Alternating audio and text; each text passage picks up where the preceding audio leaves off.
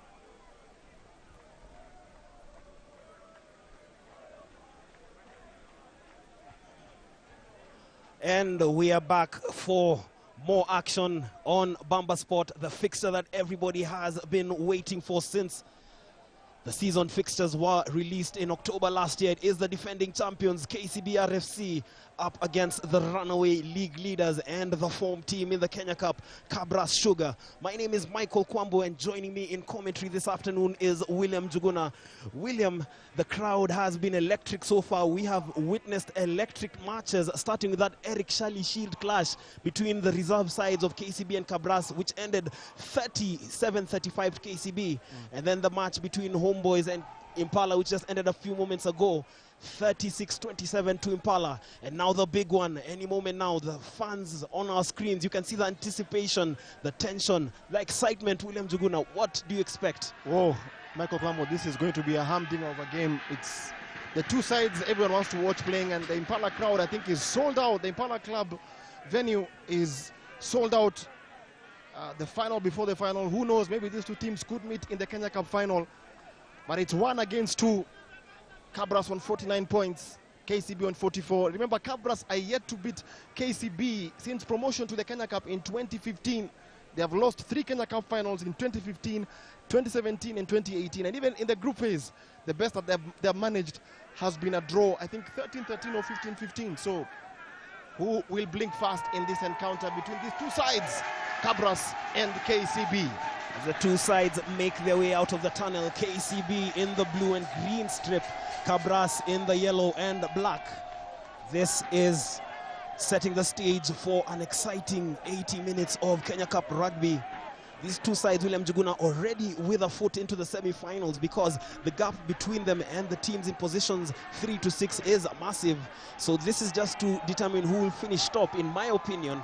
Will it be Kabras or KCB? You can hear the noise in the stands. Just wonder, will this be sustained for the 80 minutes? Lining up for KCB, Oscar Simiu, Peter Karia, Curtis Lilako, Francis Muita, Oliver Mangeni, Andrew Amonde, Davis Chenge, Peter Waitere, Michael Wanjala, Ken Mosetti, Brian Omondi, Peter Kilonzo, Stafford Abeka, Tony Onyango, and Darwin Mukidza. Replacements: Griffin Musila, Moses Amusala, Nelson Nyandat, Ian Indimuli, Brian Nyikuli, Samuel Asati.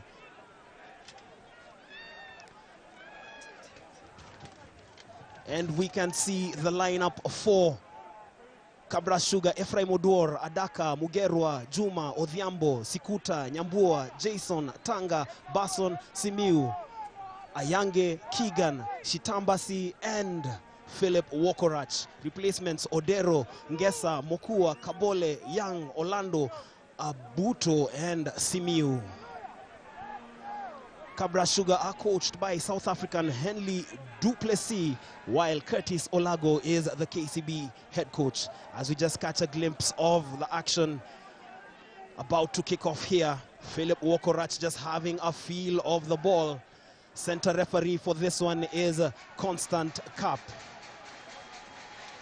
Just making sure everything is all set. William Njuguna, you can hear the noise from the stands. Constant Cap, the center referee, will be assisted by Kelvin Xavier and Innocent Kimathi. So Kabras in the yellow and black, playing from left to right. KCB in the green. It's 1 against 2. It's a game everyone, the whole of Kenya, the whole of even Uganda is waiting for. And it's Philip Wokorach with the kickoff. Is high and hanging. Ball is tapped forward. Claimed by Brian Juma. Kabras looking to fire the first salvo. Brian Tanga passes that ball. Keeps it alive. George Nyambua up against many players he knows, because Kabras and KCB have in recent years formed the bulk of the Kenyan national team. That is Johannes. Brian Tanga just looking for men in support. Let's see the questions being asked of KCB by Kabras. That was Max Sadaka with the carry forward. Tanga with the ball out wide. Bason, Philip Wokorach steps past his man. Brian Omondi chasing desperately. Daniel Sikuta taken out into touch. No. Well, that was scrambling defense from KCB, but the penalty advantage remains with Kabras Sugar. William Njuguna, what a start to this game. There from Kabras. From the kickoff there, you can see Hilary Odhiambo just putting in a couple of phases of play. And it's Kabras who do have the edge so far in terms of possession and territory, and they've opted to go for the penalty, not for the 5-pointer. This will be a game of inches, trust you me. And Philip Wokorach, the first points to see who will be on the board. You can see the crowd even standing behind the advertising boards there.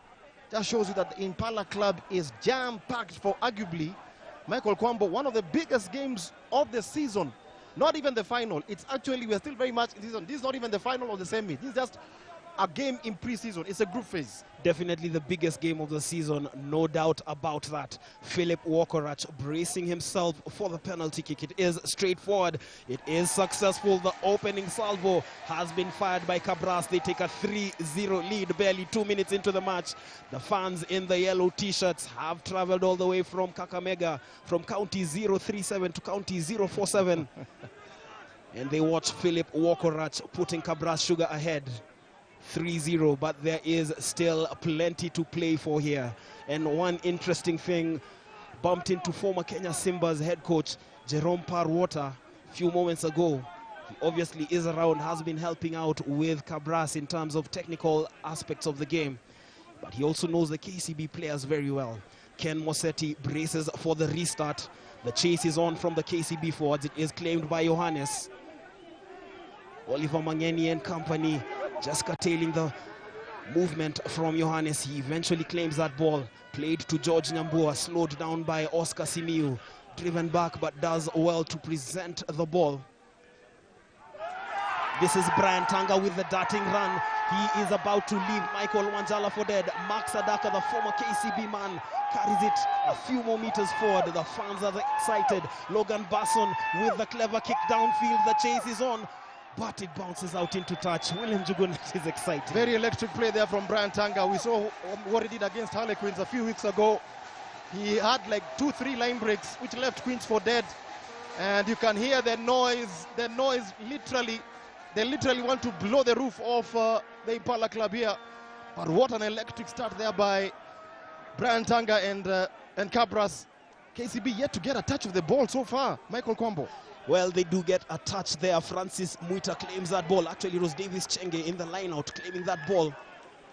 But it was messy there from Kabras. Infringement against them and penalty for KCB. Obviously, the opening moments of this match will be crucial. Both teams surely have the nerve to ride out that frenetic opening and settle into some sort of rhythm. Darwin Mukidza with the kick downfield to further get KCB out of their territory. Yes, one area which Kabras really struggled with recently against Harlequins was the line-out throw. Their own throws, Max Sadaka couldn't find any of his jumpers. And it's one area KCB have really perfected over the years. They're a very good set-piece team. And there is none other than Oliver Mangeni. As KCB now do get on the front football here. The referee's arm is out for a high tackle. Constant Cap, the man in the middle. And he's still playing advantage. That kick there by Ken Mosetti. It's won there by Philip Wokorach. Now, what can he do? Wokorach tries to step in, but the referee's arm was out for a penalty to KCB. He's one man KCB, and George Nyambua has been sent to the bin. We're only 4.5 minutes into this game, and Nyambua is off to the bin. And it's advantage to KCB. Not a very good start there for Kabras. They really have to watch their discipline. Constant Cap is a stickler for the laws of the game. And Nyambua went in with a high tackle. 5 minutes gone. Darwin Mukidza taking play into KCB, into Kabras territory. Remember, it's 1 against 2. Kabras on 49 points, KCB on 44. The gap between second and third is a whooping 11 points. So who will top this game? Who will win this game? Remember, Kabras have not defeated KCB in 8 previous Kenya Cup encounters since their promotion to the top tier in the 2014-2015 season. And this is the 9th meeting between the two sides. KCB have won 7. One fixture has ended in a draw.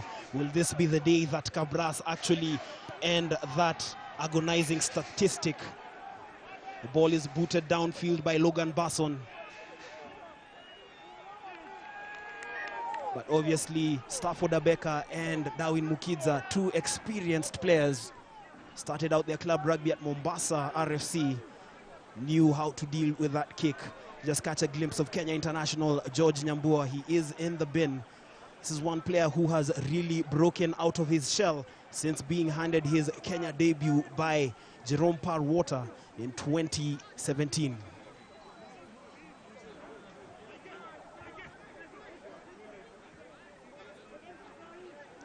Will be a scrum feed for KCB. That kick by Logan Basson went dead into the dead ball area, so it's advantage to KCB. First scrum of the afternoon. These two sides almost evenly matched at scrum time.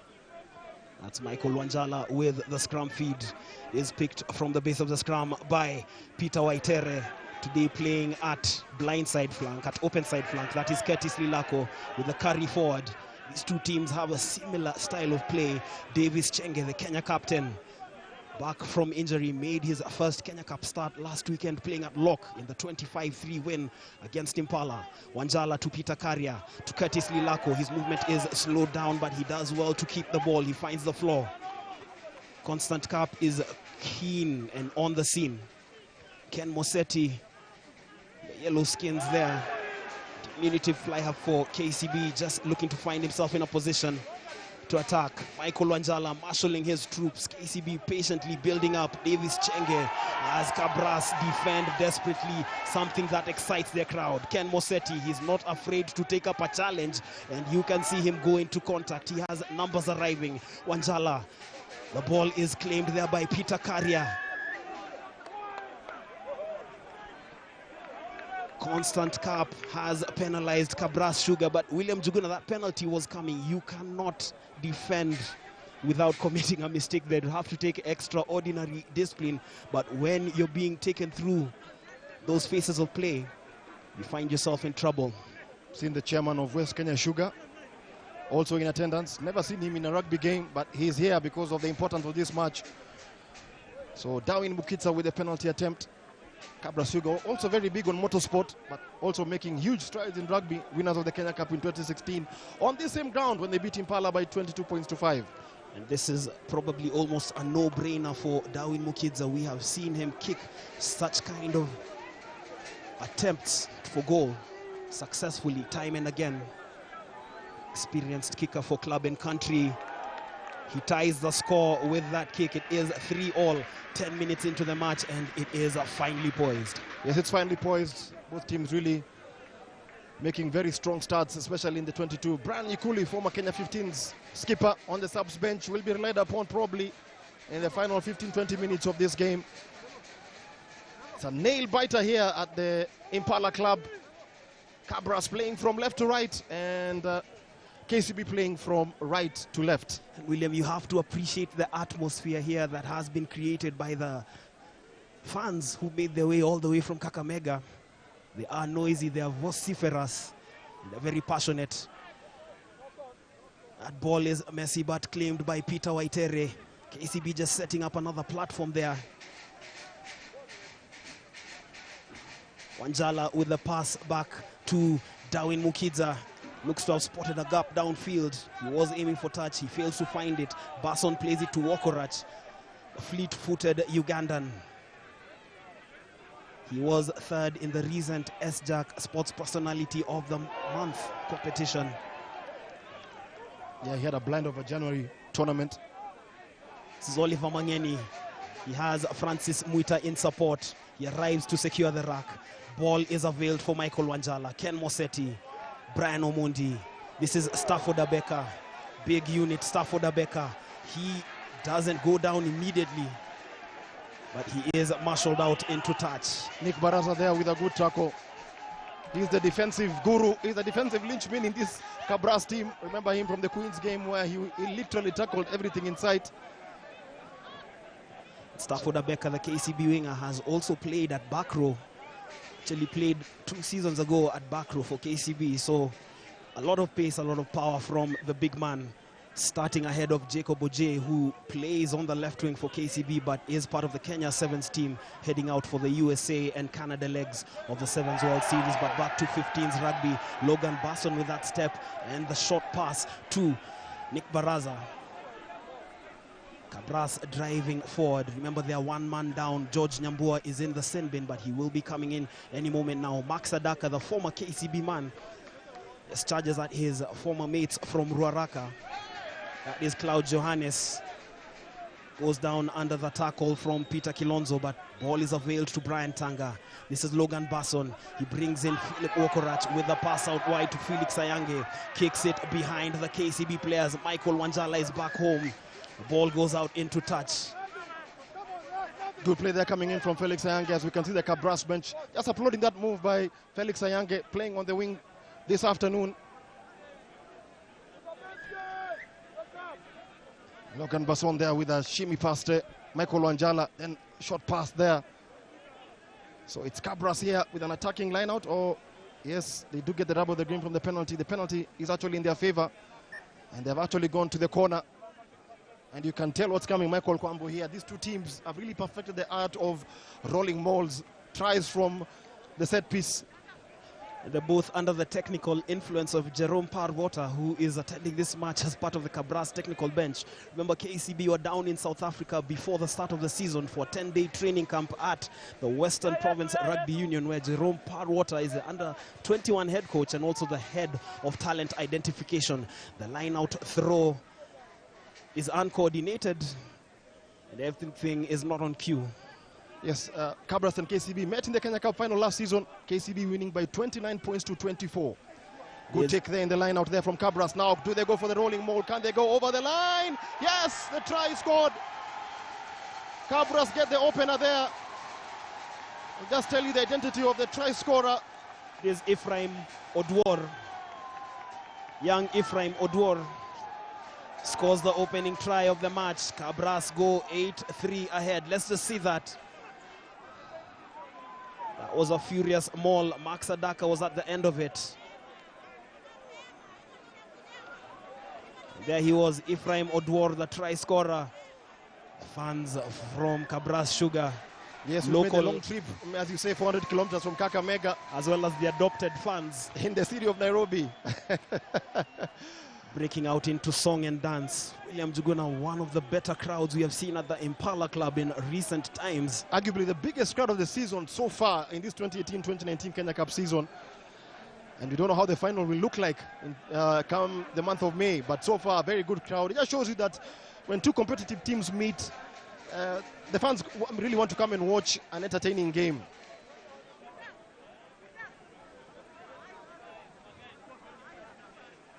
Very hot afternoon, I think, but the sun probably should be going down in the next couple of minutes.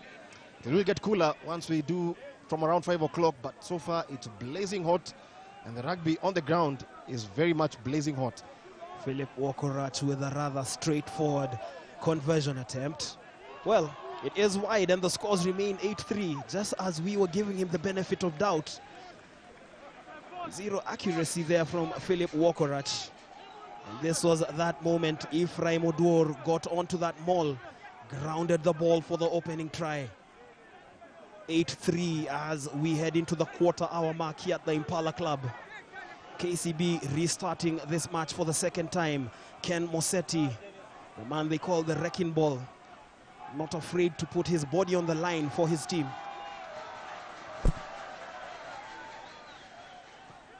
The restart, and it is deep into Kabras territory, fielded there by the Kabras players.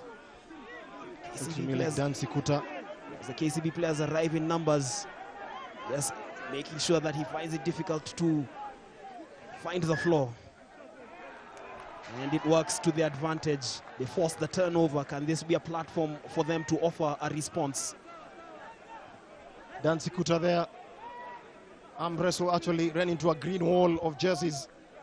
And it's a tactic which KCB met last week against Impala, especially in the first half. The ball carriers were being held up, but this time they're exacting the revenge.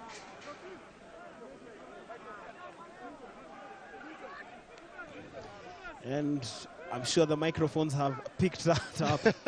The referee's parentage is being questioned, but I'm not too sure whether the fans have got any form of DNA testing to actually give us the results. Play continues here. This is Brian Omondi, looks for man in support. It is Stafford Abeka. Keeps his feet, avails the ball out wide. Tony Onyango, the man they call Slippery, slipping past one player. KCB driving forward. Wanjala to Oliver Mangeni, the short pass to Francis Muita. Penalty advantage remains with KCB, and they indeed get the penalty. Do they go for 3? Do they go for 5? Offside line being highly policed here by Constant Cap. And they elect to go for goal. Darwin Mukidza once again tasked with the kicking duties. 16 minutes into the game. Ephraim Odwor's try, the separator between Kabras and KCB. But earlier, Philip Wokorach had drilled home a penalty for Kabras before Darwin Mukidza responded with one of his own. And should this one sail between the sticks, it will cut the deficit to 2 points. 2 points, yes. Darwin Mukidza, the smiling assassin as they call him. Kenya 15s international. Also had a stint with the Shujaa in the sevens legs of the series. Kita makes no mistake there. That one sails between the sticks. 8-6, and this game remains a close contest. Yes, it does remain a close contest. It's a chess match between these two sides. Ranked 1 and 2 in the Kenya Cup. It's a game everyone has been waiting for, and so far it's lived up to the hype and the billing. Kabras unbeaten in 10 fixtures so far. KCB second on the log with only one defeat. That defeat coming against Nondis on I think match day 3 or 4 in December. Logan Basson with the restart. The chase is on, the ball bounces backwards, eventually claimed by Curtis Lilako. KCB players arriving in numbers. Wanjala with a pass, and it is short to Oliver Mangeni. Gains 3-4 meters there. Peter Waitere with the show and go. Does he have men in support? Wanjala cleans it up. This is Peter Kilonzo. KCB attacking the short side down the right flank. Curtis Lilako to Peter Waitere. It was a well choreographed move from the bankers, but the turnover has been forced. It is the Uganda captain Asuman Mugerwa as he bumps off his opponent, much to the excitement of the crowd. Logan Basson with a kick downfield. Stafford Abeka is going to have trouble fielding this ball. Eventually he gets to it. That's a figure of composure. Passes it to Darwin Mukidza. Has been rather quiet so far, other than kicking over 2 penalties. Andrew Amonde knows only one way. He loses that ball on the tackle. It is a solid tackle from Nick Baraza. And you can see the excitement in Nick Baraza. I think man for man, of course, Andrew Amonde is much bigger and stronger, but he was able to put in the tackle. And Amonde, you rarely see him losing the control of the ball in the tackle. And it's going to be a line-out throw to Kabras Sugar. Well, that was a well-executed tackle from Nick Baraza. Probably Andrew Amonde's intention was to offload it to the support player, but there was none in sight. Possession was lost. Line-out throw Kabras. It's great to see Nick Baraza enjoying his first full season of the Kenya Cup in close to 2 years. He had been out for 2 years and made his return in that Kenya Cup final last year at Ruaraka. A cameo performance in the second half from the Kenya Center, but it wasn't enough as his side lost 29-24 on the day.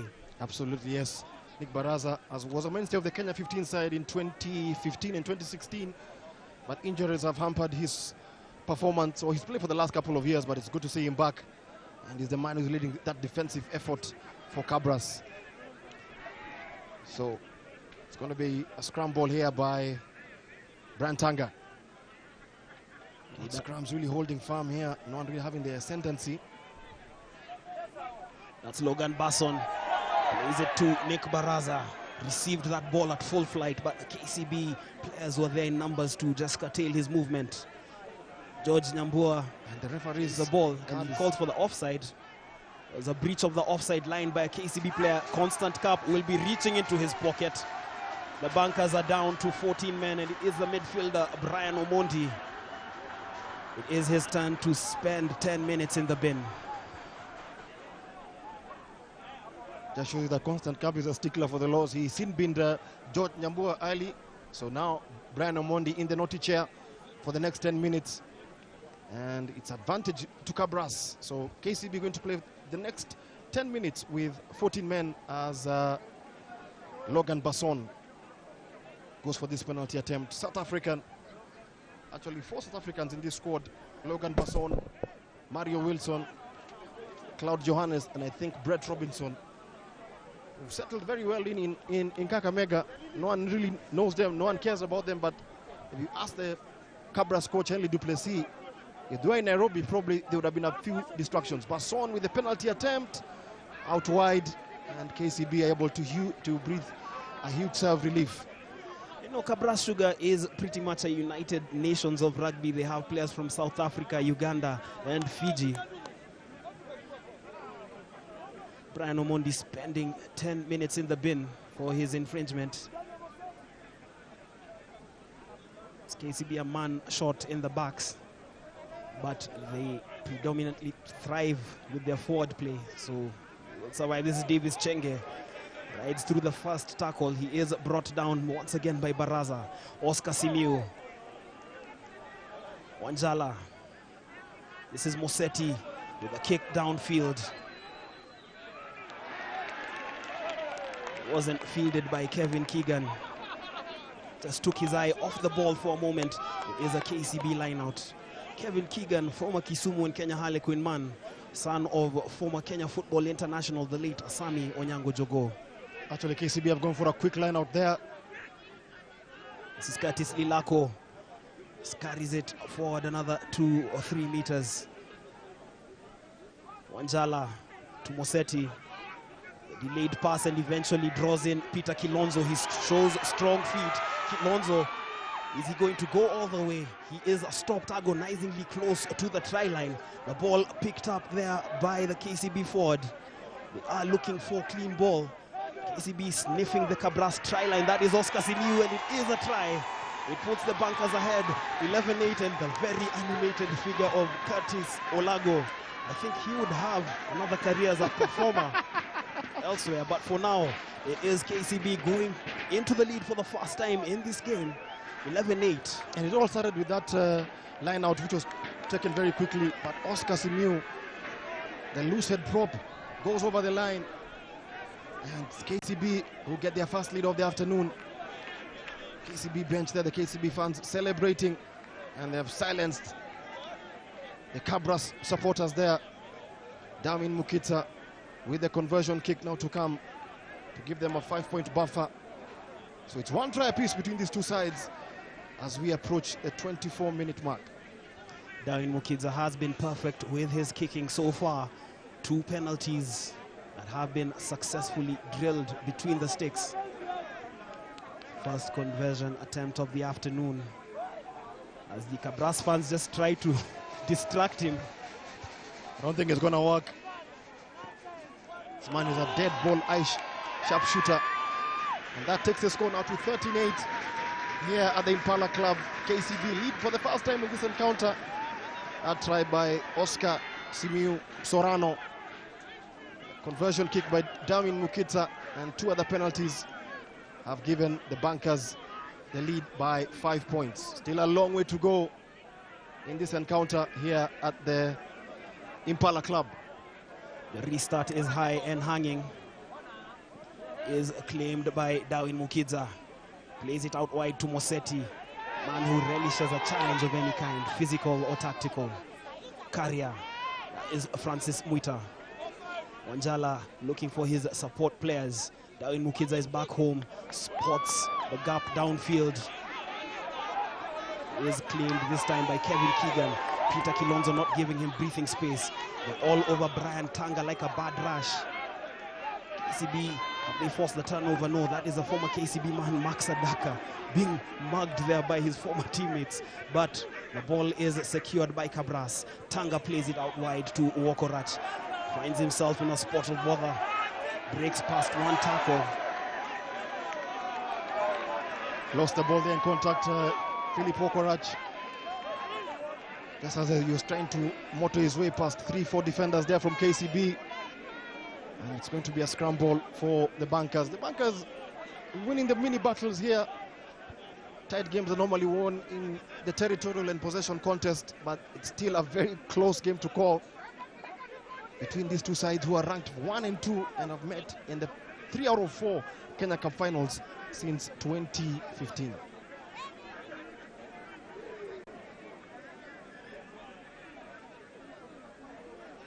The scrum reset there.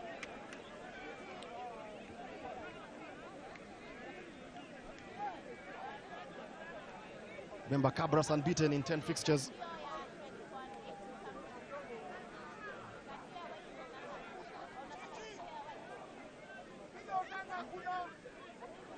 Constant Cap not happy with the binding, or he's putting his earpiece on.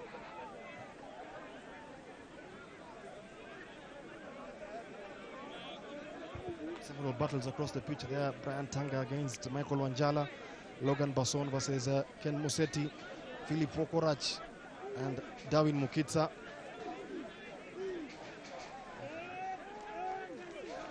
It's a good scrum put in there by the Bankers. That is Stafford Abeka. He is brought in to play there by his scrum half. Curtis Lilako just delays the pass, elects to go into contact. Was a high tackle there from, I think, George Nyambua, and has to be very careful. As KCB now growing confidence, playing much better than they did against Impala, for me, if you ask me. And the referee says that there was an infringement there, and George Nyambua being called again. Michael Combo, what do the law say about if you get 2 yellow cards?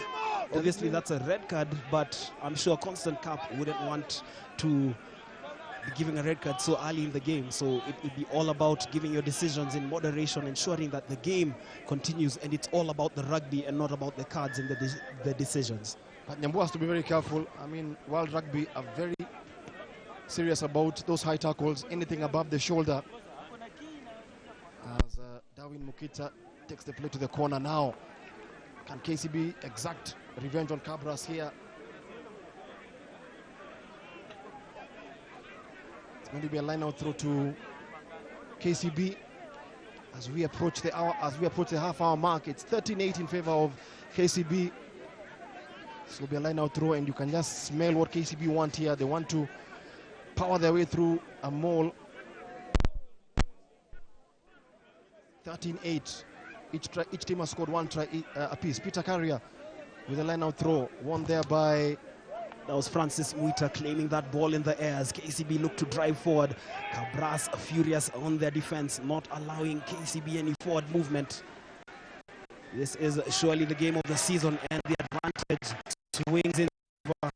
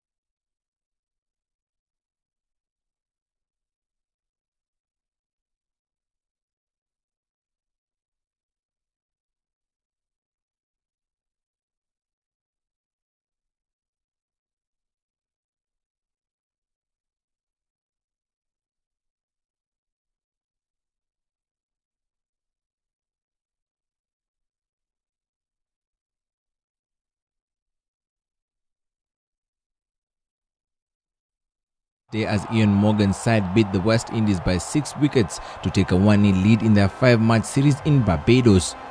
On a record-breaking night at the Kensington Oval, not even Chris Gayle's 24th ODI century, 135 off 129 balls with 12 sixes, could save the home side, who